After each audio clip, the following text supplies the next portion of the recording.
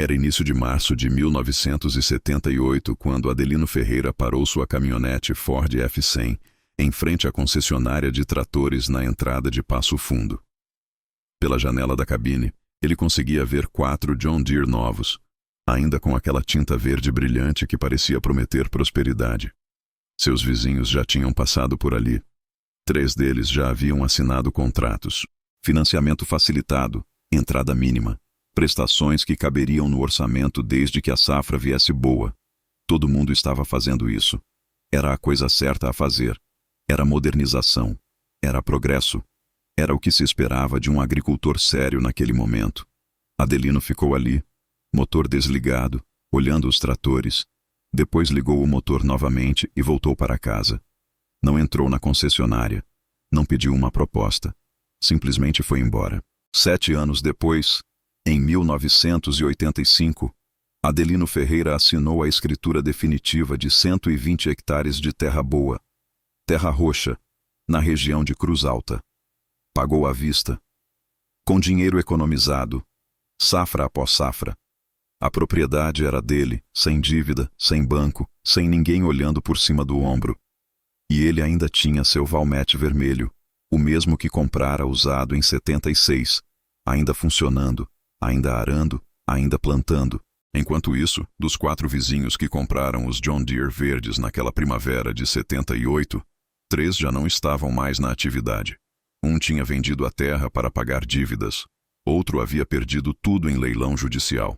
O terceiro estava arrendando de volta a propriedade que já fora sua. Apenas um permaneceu, mas ainda devia ao banco mais do que a terra valia. O que aconteceu entre essas 2 datas não foi um acidente. Não foi sorte. Não foi uma questão de Adelino ter tido safras melhores ou de seus vizinhos terem tido azar com clima ou pragas. O que aconteceu foi a materialização lenta, inexorável e previsível de escolhas feitas em 1978. Escolhas que pareciam inteligentes na época. Escolhas que eram celebradas. Escolhas que todos faziam. Escolhas que levaram milhares de agricultores brasileiros à ruína nos anos seguintes. Para entender essa história, é preciso voltar ao que estava acontecendo no Brasil rural na segunda metade dos anos 70. O país vivia o auge do chamado milagre econômico. Havia crédito farto, subsidiado pelo governo. Os bancos praticamente empurravam dinheiro para dentro das fazendas. A inflação estava controlada, relativamente falando, depois do choque do petróleo de 73. O preço da soja estava em alta no mercado internacional. Tudo parecia estar conspirando a favor da expansão, do endividamento inteligente, da modernização a qualquer custo. Comprar maquinário novo não era visto apenas como uma necessidade. Era visto como um investimento certo. Era visto como a única maneira de não ficar para trás. Os John Deere que chegavam naquela época vinham com promessas sedutoras. Eram máquinas americanas, robustas, com tecnologia superior.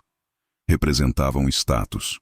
Quando você passava com um John Deere pela estrada, os outros agricultores sabiam que você estava indo bem, que você estava crescendo, que você era moderno. A concessionária oferecia financiamentos de até 5 anos, com juros que pareciam razoáveis naquele momento. 12% ao ano, entrada de 20%. O resto dividido em prestações que, segundo os vendedores, seriam facilmente cobertas pelo aumento de produtividade que o trator novo proporcionaria.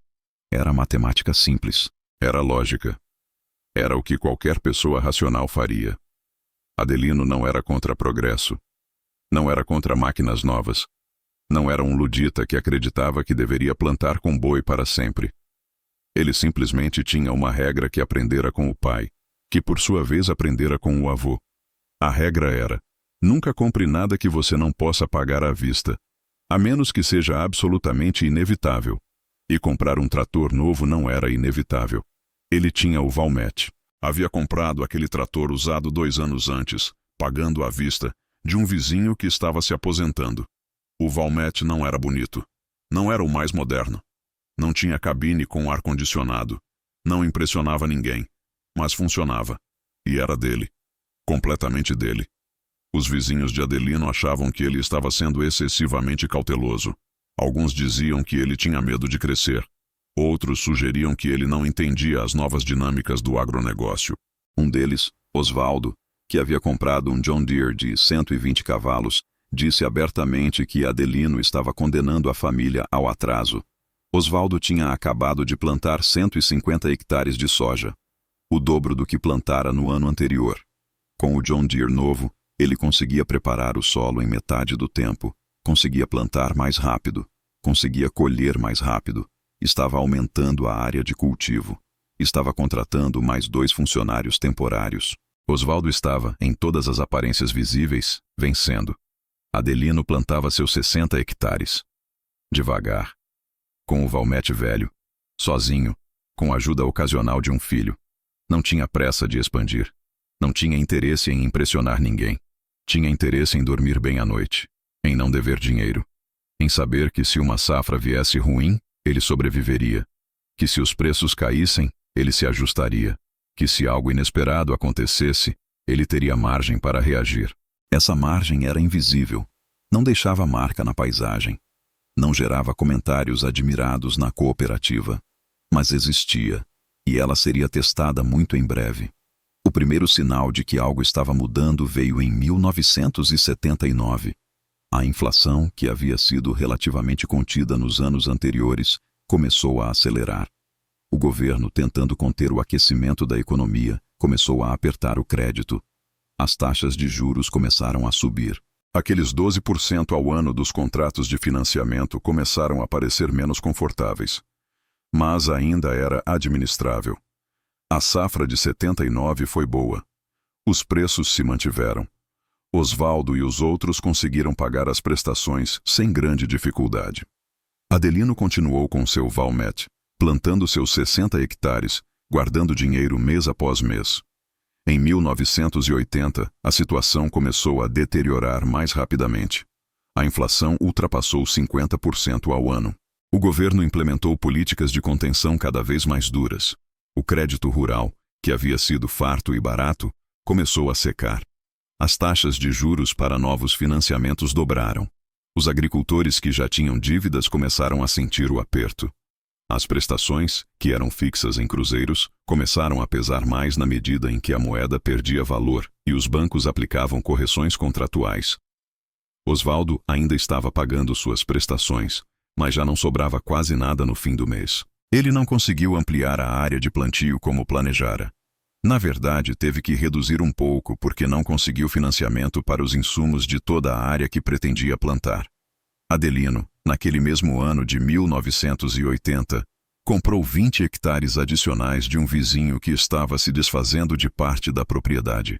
Pagou à vista. O preço estava bom porque havia pouca gente com dinheiro disponível para comprar terra. A maioria estava usando todo o capital de giro para tentar manter as operações funcionando e pagar as dívidas que já tinham. Adelino agora tinha 80 hectares. Continuava usando o Valmet. Continuava plantando sozinho. Continuava dormindo bem. O ano de 1981 trouxe uma seca severa no Rio Grande do Sul. A safra foi fraca. Os preços da soja, que vinham em tendência de queda desde o final de 79, despencaram ainda mais. Muitos agricultores, que contavam com uma boa safra para equilibrar as contas, viram-se em situação desesperadora. Tinham prestações vencendo. Tinham juros acumulando. Tinham correções monetárias comendo o que restava de margem. E não tinham produção suficiente para honrar os compromissos. Osvaldo conseguiu renegociar parte da dívida com o banco, mas teve que dar a terra como garantia adicional. Outro vizinho, Durval, que também comprara um John Deere em 78, não conseguiu nem isso. O banco executou a dívida. Durval perdeu 60 hectares em leilão. Conseguiu manter apenas a casa e um pequeno pedaço de terra onde plantava para subsistência. Adelino teve também uma safra fraca. Mas como não tinha dívidas, não entrou em desespero. Vendeu parte da produção. Guardou o resto. Apertou o cinto. Não comprou nada naquele ano. Esperou. Seu Valmet continuou funcionando. Ele mesmo fazia a maior parte da manutenção. Quando precisava de uma peça, comprava usada ou recondicionada. Não era bonito, mas funcionava. E não devia nada a ninguém. Em 1982 e 83, a crise se aprofundou. A inflação passou de 100% ao ano. O governo tentava controlar a economia com planos heterodoxos, congelamentos, descongelamentos, maxi-desvalorizações cambiais.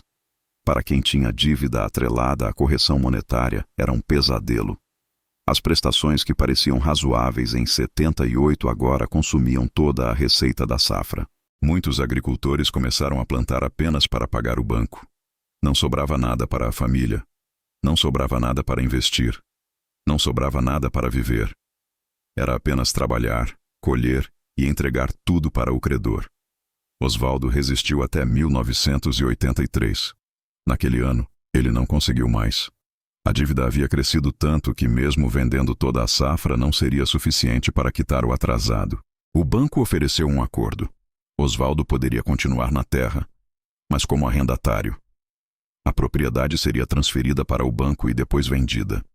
Osvaldo teria preferência para arrendar enquanto o banco procurava um comprador. Era isso ou perder tudo sem direito a nada. Osvaldo aceitou.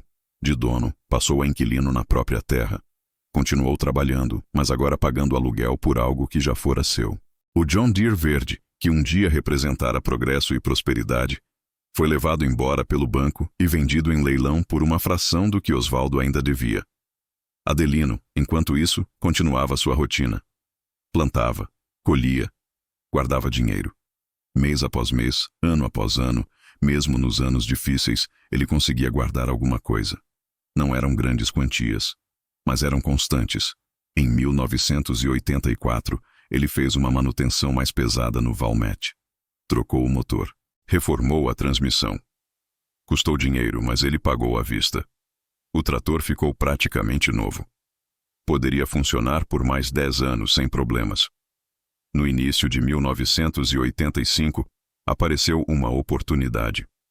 Um grande proprietário da região, que havia se endividado demais tentando expandir nos anos de fartura, estava vendendo parte das terras para saldar dívidas. Eram 120 hectares de terra excelente, terra roxa, plana, bem localizada. O preço estava abaixo do mercado porque o vendedor estava desesperado e havia poucos compradores com dinheiro disponível. A maioria dos agricultores da região estava quebrada ou muito endividada.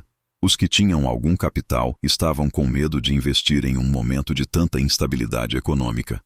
Adelino tinha o dinheiro. Havia guardado durante 7 anos. Não era rico. Não tinha luxos. Dirigia a mesma caminhonete velha. Usava o mesmo trator reformado. Morava na mesma casa simples, mas tinha o dinheiro. E tinha a coragem de investir quando todos estavam com medo. Ele sabia que terra boa, em região boa, sempre teria valor. Que políticas econômicas mudam. Que governos mudam. Que ciclos econômicos vêm e vão. Mas terra boa permanece. Ele comprou os 120 hectares. Pagou à vista. Tornou-se dono de 200 hectares sem dever um centavo a ninguém. A história de Adelino e seus vizinhos não é uma história isolada. É uma história que se repetiu milhares de vezes no Brasil rural dos anos 70 e 80. É uma história sobre o custo real do dinheiro fácil. Sobre a diferença entre aparentar sucesso e ter sucesso de verdade. Sobre a diferença entre crescer rápido e crescer de forma sustentável. Sobre a importância brutal e subestimada de não dever dinheiro. O que é fascinante ao olhar para trás é perceber como as escolhas certas eram impopulares na época em que foram feitas. Adelino não foi celebrado em 78 por não comprar o John Deere. Foi criticado. Foi visto como atrasado. Foi visto como medroso. Foi visto como alguém que não entendia as novas realidades do agronegócio moderno. Osvaldo, por outro lado, foi celebrado. Foi visto como empreendedor. Foi visto como visionário. Foi visto como alguém que estava construindo algo grande. Mas visão de longo prazo raramente é visível no curto prazo. Disciplina financeira raramente gera aplausos imediatos. Contenção raramente é confundida com ambição. E segurança raramente parece excitante quando comparada com crescimento agressivo. Adelino estava construindo riqueza real, tijolo por tijolo, safra por safra, Mas essa construção era invisível para quem olhava de fora. O que era visível era o John Deere verde de Osvaldo atravessando a estrada. Era o aumento de área plantada. Era a contratação de funcionários. Eram os números impressionantes. Mas números impressionantes construídos sobre dívidas são castelos de areia. Parecem sólidos até que a maré sobe. E a maré sempre sobe. Pode demorar. Pode dar a impressão de que nunca vai acontecer. Pode permitir que muitos tomem decisões ruins e pareçam inteligentes por anos a fio. Mas, eventualmente, a maré sobe. A inflação acelera. Os juros sobem. O crédito seca. Os preços caem. A seca chega. E quando a maré sobe, a diferença entre quem construiu em terra firme e quem construiu na areia fica brutalmente clara. Havia naqueles anos 70 uma narrativa poderosa que circulava entre agricultores, técnicos agrícolas, economistas e até políticos. A narrativa era: dívida é uma ferramenta, dívida é alavancagem, dívida inteligente acelera o crescimento. Quem não usa dívida está deixando dinheiro na mesa, está perdendo oportunidades, está sendo conservador demais em um mundo que premia ousadia. Essa narrativa não estava completamente errada. Dívida pode, em certas circunstâncias, ser uma ferramenta útil, mas a narrativa omitia a parte mais importante. Dívida também é risco. Dívida também é vulnerabilidade. Dívida também é uma aposta de que o futuro será melhor que o presente. E quando você aposta o futuro, às vezes você perde. Osvaldo fez uma aposta. Apostou que os preços continuariam bons. Apostou que as safras seriam regulares. Apostou que o crédito continuaria farto. Apostou que a inflação permaneceria controlada. Apostou que a economia brasileira continuaria estável. Todas essas apostas pareciam razoáveis em 1978. Nenhuma delas se concretizou. E quando você perde uma aposta feita com dinheiro emprestado, você não perde apenas o que apostou. Você perde tudo. Adelino não fez apostas. Ou melhor, fez apenas uma. Apostou em si mesmo. Apostou que conseguiria continuar produzindo ano após ano, independentemente das condições externas. Apostou que se mantivesse as coisas simples, se evitasse dívidas, se fosse paciente, eventualmente surgiria uma oportunidade. E quando a oportunidade surgisse, ele estaria em posição de aproveitá-la. Não porque era mais inteligente que Osvaldo. Não porque trabalhava mais duro. Mas porque não devia nada a ninguém. Essa diferença, não dever nada a ninguém, é difícil de quantificar. Não aparece em balanços. Não gera manchetes. Não impressiona em conversas de bar. Mas é a diferença entre dormir tranquilo e passar noites acordado preocupado com o que vai acontecer se a safra vier ruim. É a diferença entre ter opções e não ter opções. É a diferença entre poder esperar por melhores preços e ter que vender a qualquer preço porque a prestação vence na semana que vem. É a diferença entre ser livre e ser refém. Nos anos que se seguiram a 1985, Adelino continuou crescendo, devagar, sem pressa, sem dívidas. Comprou mais terras quando oportunidades apareciam, melhorou gradualmente suas instalações, eventualmente comprou um trator novo. Mas só quando tinha o dinheiro. Só quando fazia sentido. Nunca porque estava tentando impressionar alguém. Nunca porque achava que precisava competir com o vizinho. Quando Adelino se aposentou, no final dos anos 90, deixou para os filhos uma propriedade grande, produtiva e completamente livre de dívidas. Deixou um legado de independência. Osvaldo nunca se recuperou completamente. Conseguiu continuar trabalhando como arrendatário por alguns anos, mas nunca voltou a ser proprietário. Eventualmente, mudou-se para a cidade. Arrumou um emprego na cooperativa. Viveu uma vida digna, mas nunca parou de pensar no que poderia ter sido se tivesse feito escolhas diferentes em 78. Se tivesse esperado. Se tivesse sido mais cauteloso. Se tivesse dado ouvidos àquela voz interior que dizia que talvez, só talvez, aquela dívida não era tão boa ideia quanto parecia. O que torna essa história particularmente instrutiva não é apenas o desfecho. É o fato de que, durante anos, pareceu que Osvaldo estava certo e Adelino estava errado. De 78 até pelo menos 81, quem olhasse de fora concluiria que Osvaldo era o agricultor bem-sucedido E Adelino era o retardatário. Osvaldo tinha mais terra plantada. Tinha equipamento melhor. Tinha mais funcionários. Aparentava mais sucesso. E em um mundo onde as aparências são frequentemente confundidas com realidade, isso é significativo. Mas sucesso real não é sobre aparências. Sucesso real é sobre sustentabilidade. É sobre ainda estar no jogo daqui a 10 anos. Daqui a 20 anos. É sobre poder absorver choques. É sobre ter margem de manobra. É sobre não estar em uma situação onde um ano ruim significa perder tudo. E você não consegue sustentabilidade, margem de manobra e resiliência quando está maximamente endividado. Você consegue essas coisas quando está maximamente cauteloso. Existe uma tensão fundamental em qualquer atividade econômica entre crescer e sobreviver. Entre expandir e consolidar. Entre aproveitar oportunidades e preservar o que já se tem. Essa tensão não tem resposta fácil. Não há fórmula que funcione em todas as situações. Mas o que a história de Adelino e Osvaldo sugere é que, quando em dúvida, é melhor errar do lado da cautela do que do lado da agressividade. É melhor crescer devagar e ter certeza que você vai chegar lá do que crescer rápido e arriscar não chegar a lugar nenhum.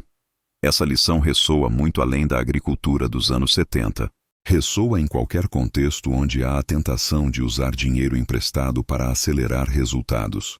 Ressoa em pequenas empresas que financiam expansões agressivas. Ressoa em famílias que compram casas maiores do que podem pagar. Ressoa em investidores que usam alavancagem para amplificar retornos. A lógica é sempre a mesma.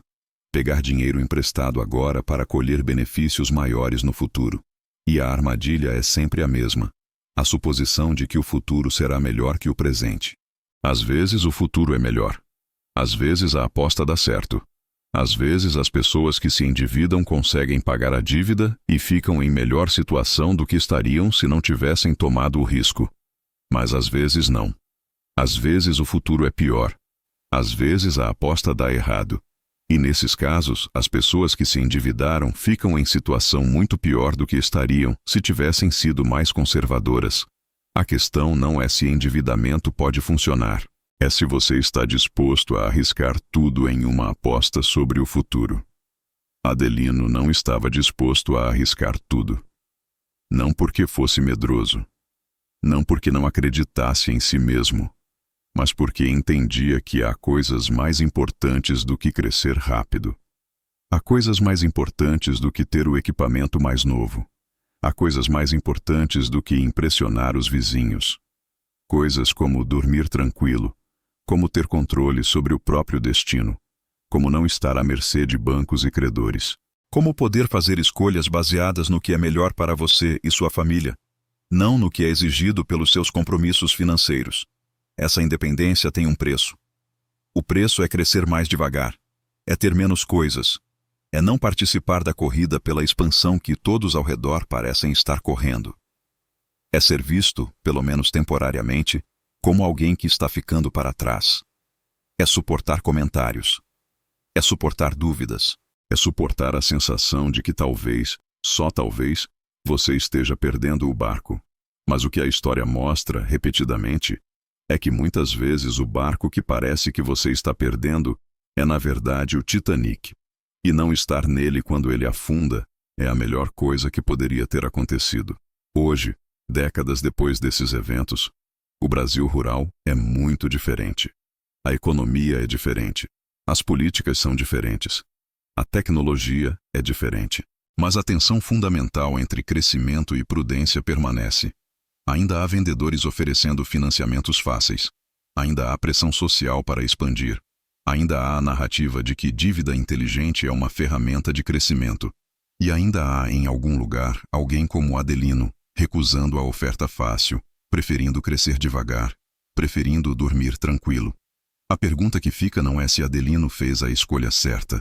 A história já respondeu isso. A pergunta é: quantos de nós colocados na mesma situação teríamos a coragem de fazer o que ele fez? Quantos de nós resistiríamos à pressão social, à narrativa dominante, à tentação do crescimento rápido? Quantos de nós teríamos a disciplina de dizer não quando todos ao redor estão dizendo sim? Quantos de nós valorizaríamos independência mais do que aparência? E talvez a pergunta mais importante: em que áreas de nossas próprias vidas estamos fazendo o equivalente a comprar o John Deere a prazo? Quando deveríamos estar mantendo o Valmet velho?